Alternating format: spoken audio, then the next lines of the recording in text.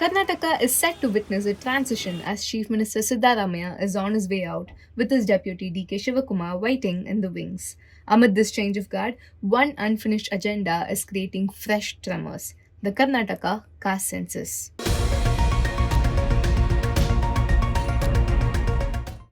This story goes back over a decade. In 2015, during his first term as Chief Minister, Siddaramaiah commissioned Karnataka's first ever socio-economic and educational survey, a caste census, under the chairmanship of H. Kantaraju. It covered nearly 6 crore people at a cost of around 170 crore, but the report was never made public.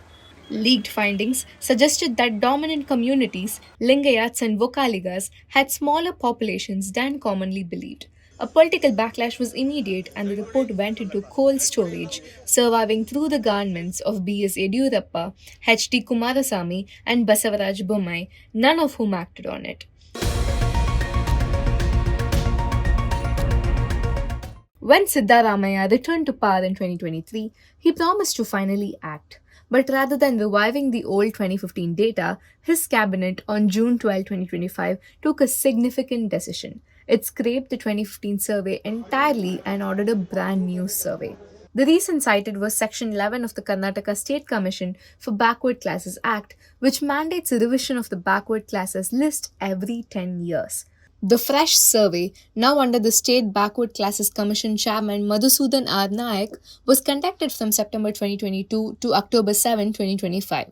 Around 1.75 lakh enumerators were deployed across Karnataka, covering approximately 7 crore people for Rs 420 crore. Siddaramaiah had set a deadline: submit the report by December 2025.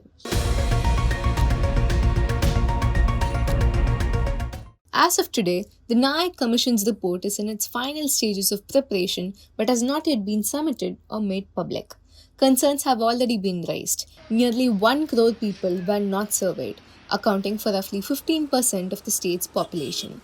Questions about the scientific validity of this fresh survey are already being raised. And with Siddaramaiah's resignation now imminent, the clock is ticking. Will the report be submitted before he leaves? And if it is, who will act on it?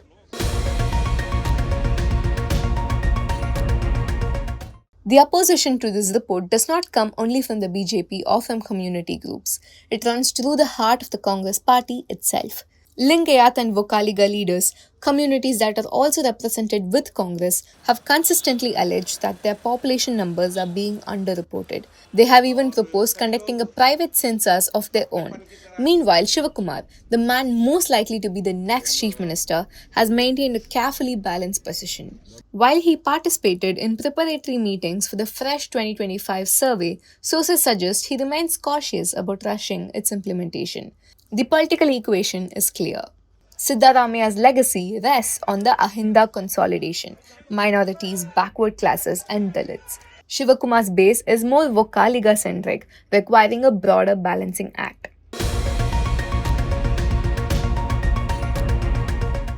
And when the Nayak Commission submits its report, 3 scenarios are possible. Once the new government under Shivakumar could shelf it again, citing incomplete data or community opposition, continuing the decades-long pattern of cold storage.